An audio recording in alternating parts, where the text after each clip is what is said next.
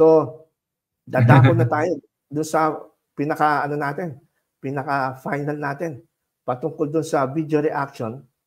At yan ang ating magiging reaction na section na Brother Toto. Every week, hahanap tayo ng video na mag-controversial at bibigyan natin ng reaction. Ito, hindi ko na-download pero pwede natin i-share to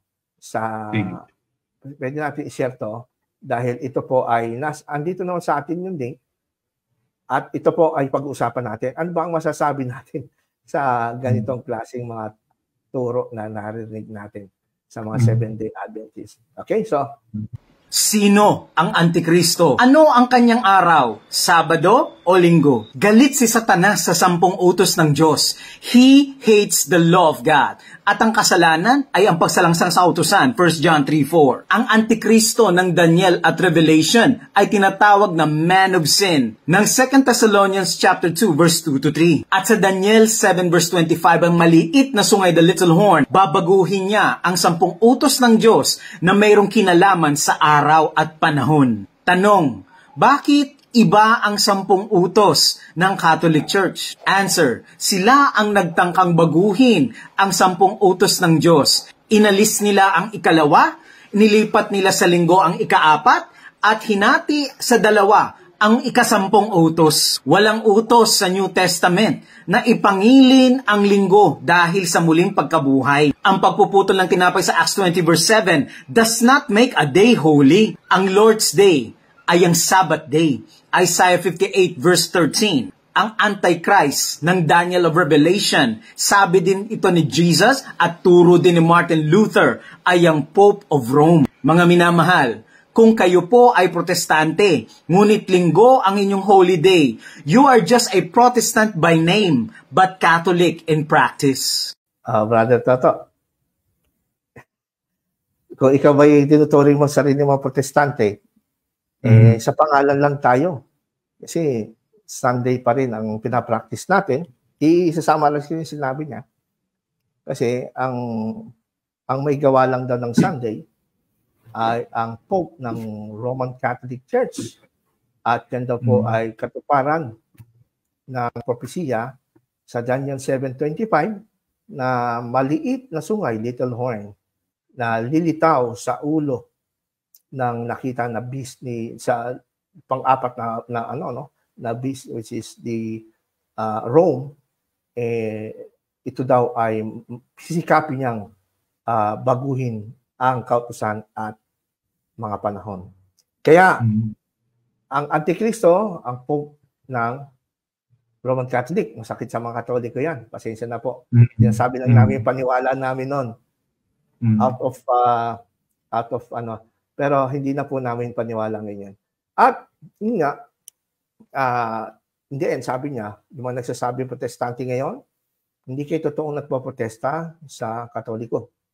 Dahil kung kayo nagprotesta sa Katoliko, bakit kayo pinangingili yung araw na sila lang ang may gawa? Bilang layman at dating Adventist, Brother Toto, how will you respond to that pagka merong sa iyong nagpaliwanag na ganyan? Well, I think unang-una sa lahat, wala na tayong bagong narinig pa kasi that's the worldview.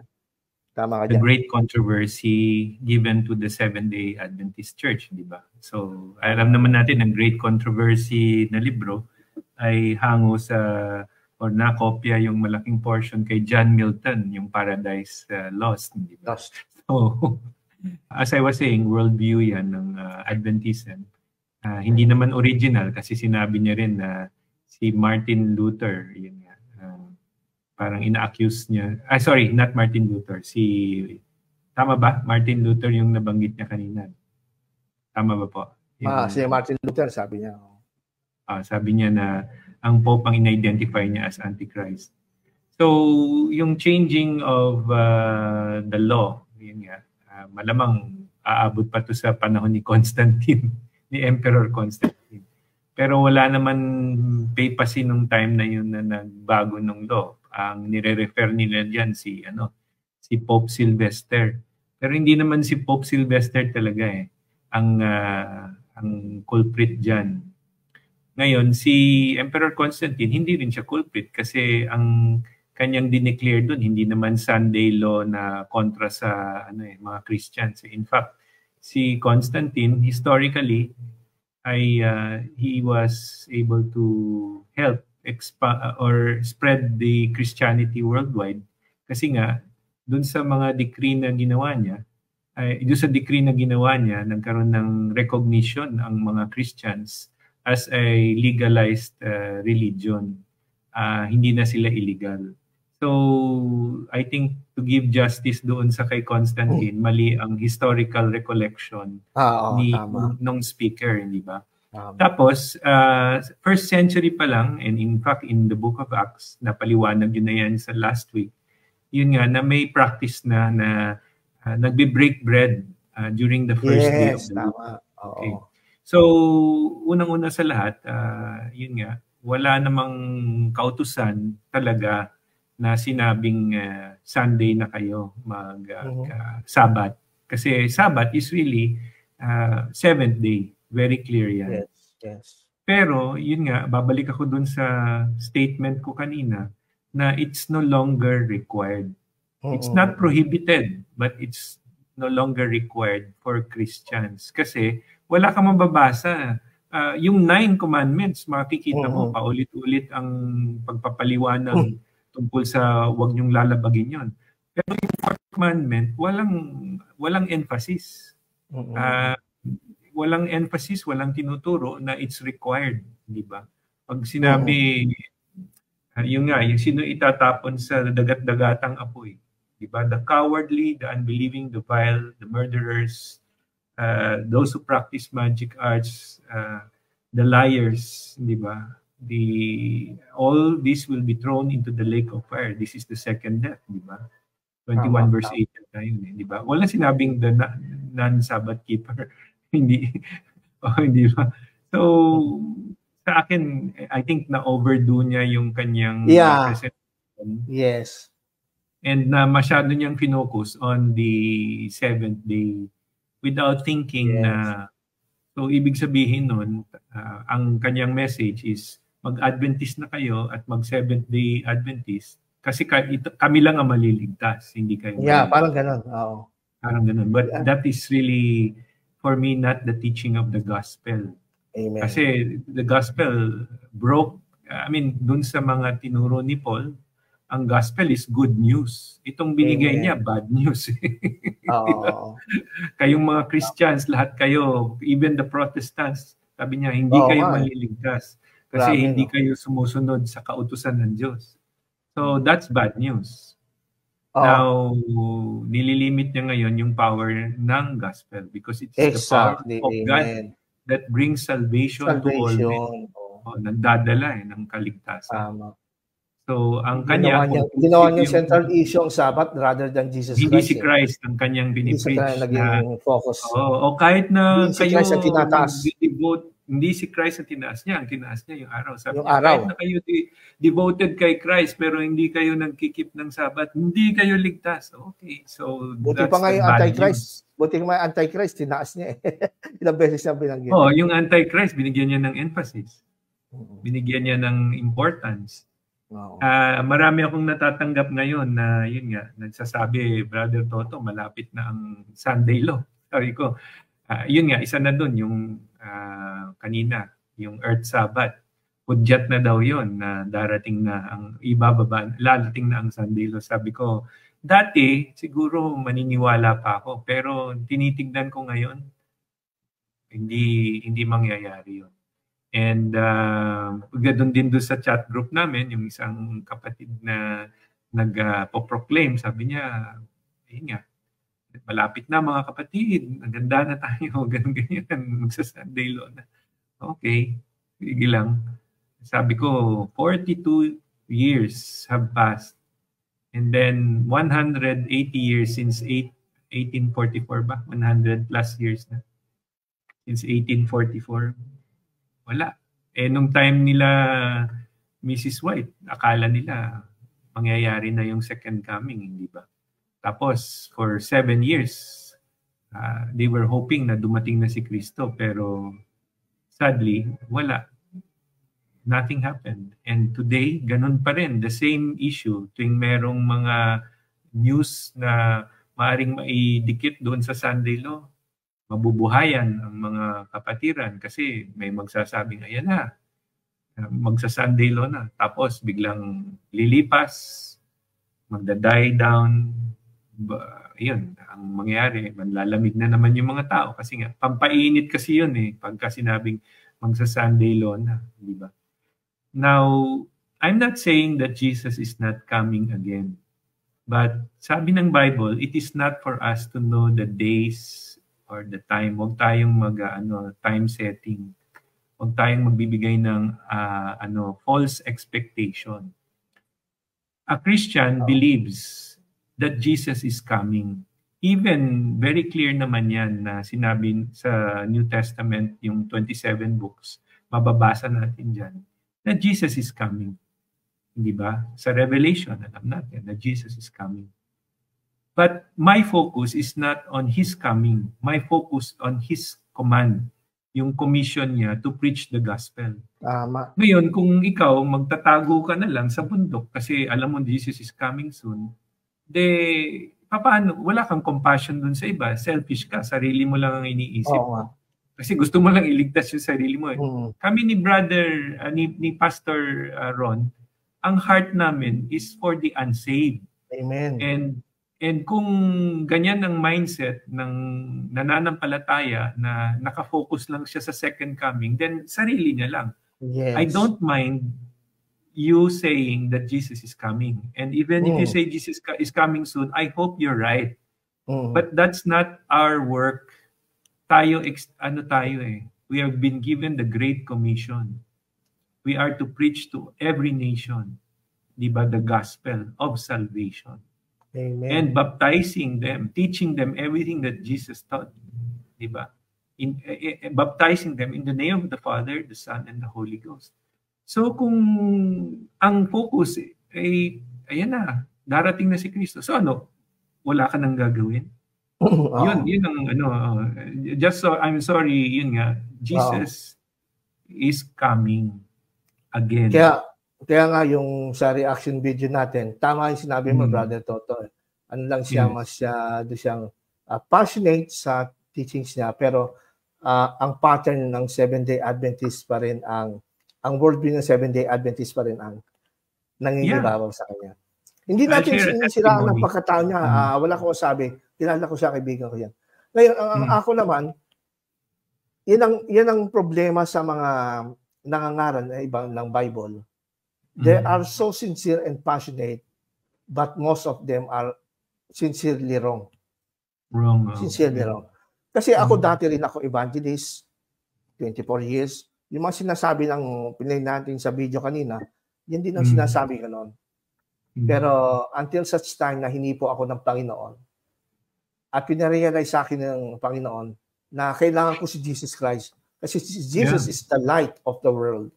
Pag nasa iyo yung light, lahat ng madidim na sulok ng iyong buhay, makikita Pag wala si Jesus, of course, madidim din ang paliwanag mo sa Bible.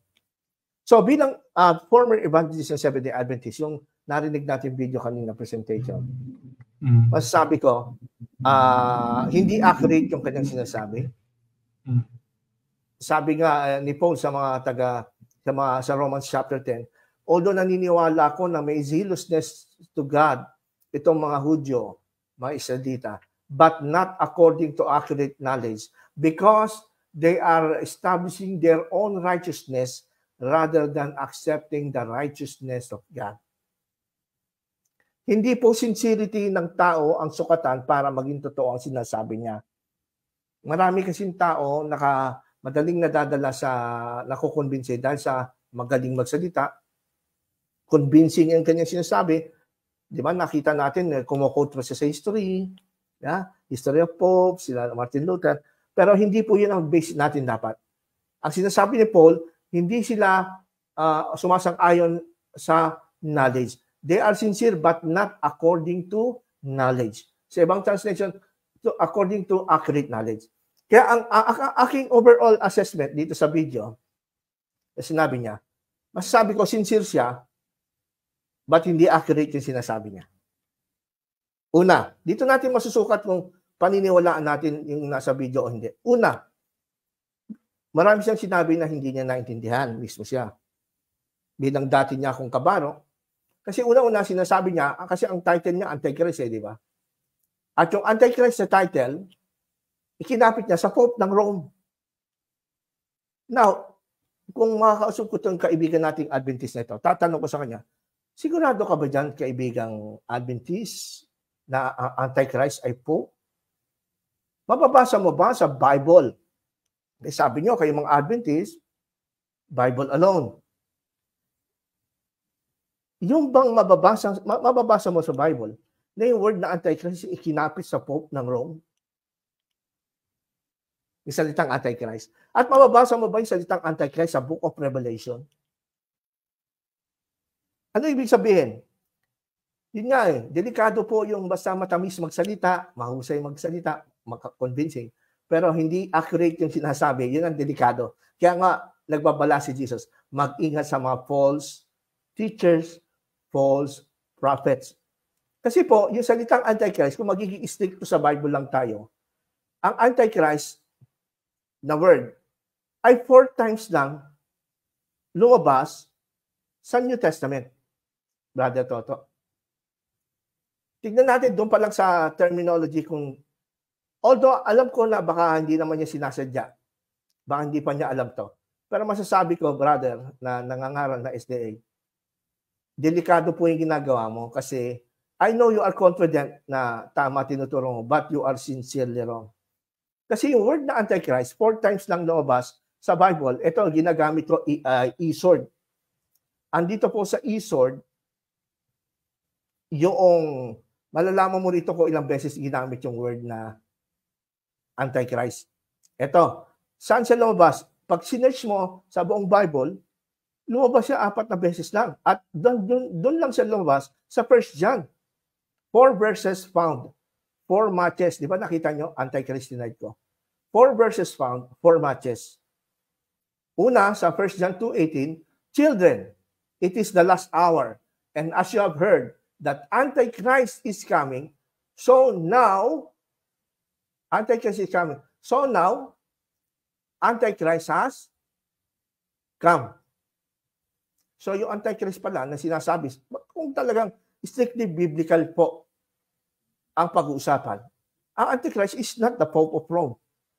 Kasi kung magiging stricto po tayo sa history, and I know a little or much about history, pinag-aralan ko po ang history ng papacy.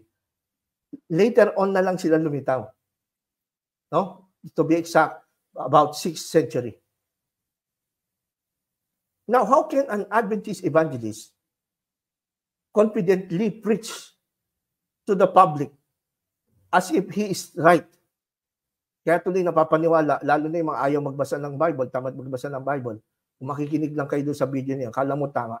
Pero kung susukatin niyo sa Bible yung sinabi niya, yung word ng Antichrist, lumitaw na sa panahon ni Apostle John, 1st century pa lang. At sinabi ni John, children, it is the last hour. Ito na ang mga huling panahon. Yung huling panahon nito, hindi sa panahon natin. Kundi sa panahon ng buhay pa si John. Bago ma-destroy ang Jerusalem, city of Jerusalem. As you know, the Antichrist is coming. So now, many Antichrists have come. Therefore, we know that this is the last hour. Kaya nalaman nila John, na apostle sa ng 1st century, na nasa huling araw na sila. Sa time nila, hindi sa time natin. Kasi marami na Antichrist sa panahon nila. At saan kinonect ni John ang Antichrist? Sa Sabbath and Sunday issue ba? Kasi ang mga Adventist talagang yung kanilang sincerity nakakadaya eh. Pero wag yung sincerity ang sukatin nyo. Kasi maraming sincerely wrong. Ang sukatin nyo yung accuracy ng sinasabi. Kagaya na sa video. So, nalaman natin, Antichrist sa panahon pa ni John. Hindi ito Pope. Wala pa lang Pope doon, sabi ng mga Adventist eh. They do not believe that mayroong Pope na nung panahon ni John. Pangalawa, saan kinoconnect ni John ang Antichrist? Sa change of Sabbath to Sunday ba? O dito naman sa 1 John 2:2, doon sa second appearance ng word na Antichrist. Meron kayong Bible concordance, tignan nyo kasi yung mga Adventist. Sabi ni John, who is the liar? But he who denies that Jesus is the Christ. This is the Antichrist. Who denies the Father and the Son. So, nung panahon ni John, kinoconnect niya yung Antichrist. Hindi sa pag-change sa Sabbath to Sunday. Seventh-day Adventist lang nag-invento niyan. Kaya huwag kayo magpapadala sa gandang lalaki, sa itsura, sa ganda magsalita, at very eloquent. Tingnan niyo yung sinasabi kung tama ba. Doon pa lang sa word na Antichrist, mali na eh. Pero mo ikapit mo yung Antichrist sa time ng Pope, wala pang Pope sa panahon ni John, may Antichrist na. At yung Antichrist, sabi niya, sino? Yung nagpalit ng Sabbath to Sunday. Yun ba sabi ni John? This is the Antichrist. He who changed the Sabbath to Sunday. Ganun ba? Sabi ng Bible. Di ba may Bible naman kayo, mga mahal na Adventist? Hindi, basahan nyo rin sa Bible nyo. Saan nakalink? Nakakonect? Yung katawagang Antichrist. Yung nagdi-deny ng Sabbath? No. Ito yung nagdi-deny na si Jesus is the Christ at nagdi-deny sa Father and the Son. Actually, historically, magbasa po kayo ng mga encyclopedia, Christian encyclopedia. Sasabihin sa inyo, nung time ni John, merong isang Jewish Christian na dating kasama nila na umalis, humiwalay. At dinidinay ngayon na si Kristo ay totoong nagkatawang tao.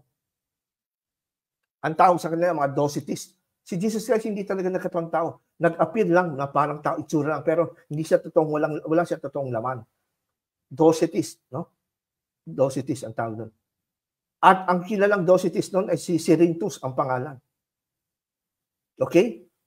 Dati siyang Christian, tumalikod, dininay na niya si Jesus ang Christ, at dininay din niya na ang Father merong anak. No? So, ang tinatamaan dito, hindi Roman Catholic. Kasi ang Roman Catholic Pope, naniniwala naman sa Father and Son. May Holy Spirit. Naniniwala naman ng Pope kay Jesus as the Christ. So, saan galing yung inimbento ninyong turo na Antichrist yung nagpalit ng Sabbath sa Sunday? Saan nabasa yun? Hindi sa Biblia, of course. Saan nabasa yun? It's a great controversy. Libro ni Ellen White na dagdag sa Biblia. Okay? Na dagdag sa Biblia. The great controversy. Sa pangalawang definition pa lang, pangalawang text pa lang, kung saan nag-appear ang word na Antichrist, madidetect nyo na kagad kung isang nagtuturo katulad ng video na ating pinakita ay totoong sinasabi o mali. Huwag kayo papadali sa itsura, sa boses, sa ganda ng salita. Pangatlo, ang word na Antichrist ay pangatlong beses lumitaw. Dito rin sa 1 John 4:3. And every spirit that does not confess Jesus is not from God. This is the spirit of Antichrist, which you heard was coming. And now, panahon ni Juan, and now, is in the world already. O, dito panahon pala ni Juan may Antichrist na. Kung ang Pope ang Antichrist, ibig mo sabihin may Pope ng Roman Catholic na sa panahon ni John? Yan ang nagagawa pag sa Bible lang po tayo talaga, kung talagang Bible along ka. Kaya nga pinag-test natin ang Word of God sa mga false teachers. O di ba na-test natin yung preacher at evangelist ng Seventh-day Adventist? Kala mo kung magsalita, pag wala ka alam sa Biblia, makukumbinsi ka. Pero sabi ni John, ang Antichrist pala, ang nag-insist na sa panahon ni John. At hindi siya Pope, hindi Sabbath and Sunday ang issue. Tungkol sa nature ni Christ. So, mga kapatid, at siguro kung mapapanood dito ng kaibigan kong Adventist ngayon na nangangaral, alam ko napaka-humble mo at you are sincere, pero you are sincerely wrong. I'm sorry to say that because you are my friend. I love you. And I don't want you to be deceived. For me, you are deceived. Ang problema, pag hindi mo pinagsisihan yung deception na sinasabi mo at hindi mo inamin na mali ka, marami kang madideceive. Kaya huwag mong payagan, kaibigan kong evangelist, na mag-spread pa ng ganyang kasinungalingan. Just look onto the Bible. Meron kang Bible, di basahin mo kung nasa Bible. Magbukas ka ng concordance, hanapin mo yung Antichrist. 4 times lang nito, walang kinalaman sa Pope. Hindi mo nga lumabas dito sa Book of Revelation ang Antichrist eh. At marami nang nangangaral ngayon, Antichrist ay in the Book of Revelation. Wala yun. Wala yun. We should stick to what the Bible says. And the last verse, sa pang-apat, na lumitaw ang Antichrist. Sa 1st, 2nd John 1:7. For many deceivers have gone out into the world. Ito tinutukoy yung word niya, hindi word natin. Those who don't confess the coming of Jesus Christ in the flesh. Ito na yung aral ni Cerinthus. Such one is the deceiver and the Antichrist. Ngayon, kung susundin natin ang paliwanag ng Seventh-day Adventist, kung katotohanan talaga Seventh-day Adventist, dapat ang mabasa natin dito, for many deceivers have gone out into the world, those who do not believe in Sabbath keeping, but instead worship on Sunday. Such one is the deceiver and Antichrist. Dapat ganyan sinabi ni Juan. Ngayon, tanong ko sa inyo mga Adventist na nakikinig, saan galing yung aral nyo? Hindi sa Bible. You are sincere, but you are sincerely wrong. I'm sorry to say that. The Bible lang nagsasabi. Hindi ako. Ginamit ko lang ang Bible to test your credibility kung totoong preacher ba kayo at dapat ba kayo paniwalaan. So lahat ng sinabi kanina sa video na sinay sa Pope on Sunday, Daniel 7:25, binabagong araw, na wala lang yun, nabura lahat yun dahil pa lang sa term na Antichrist. Nagaling sa propeta nyo. Doon pa lang, kumbaga sa domino effect yan Domino effect yan. Pag yung isa tinanggal mo, lahat yan tutumba na. Hindi na kailangan natin isa-isahin pa at i-detalye. So, yan po ang masasabi natin na Brother Toto